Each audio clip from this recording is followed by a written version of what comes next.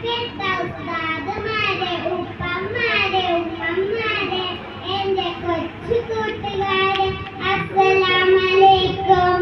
നബിയുടെ ജന്മദിനത്തിൽ രണ്ട് വാക്ക് സംസാരിക്കാൻ അവസരം ലഭിച്ചതിൽ അൽഹംദുലില്ലാഹ്.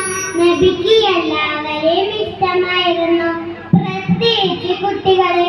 ഒരിക്കൽ നബി സല്ലല്ലാഹു അലൈഹി വസല്ലം ഒരു സ്വഹാബിയുടെ വീട്ടിൽ പോയതായിരുന്നു.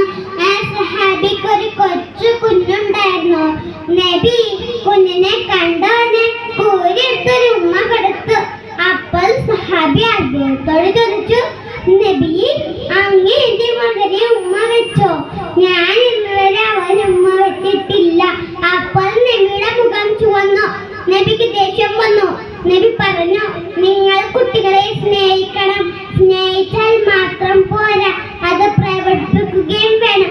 കുട്ടികളെ സ്നേഹിക്കണം, അവരോടൊപ്പം എന്നും കളിക്കുകയും വേണം. ഈ തിരക്കേറിയ ജീവിതത്തിൽ ആർക്കും കുട്ടികൾ കളിക്കാൻ സമയമില്ല. നിങ്ങളോട് ഞാൻ പറയട്ടെ, കുറച്ചെങ്കിലും കുട്ടികൾ കളിക്കാൻ സമയം കണ്ടെത്തൂ. അത് നമ്മുടെ മുത്തനബിക്ക് വളരെ ഇഷ്ടമാണ്.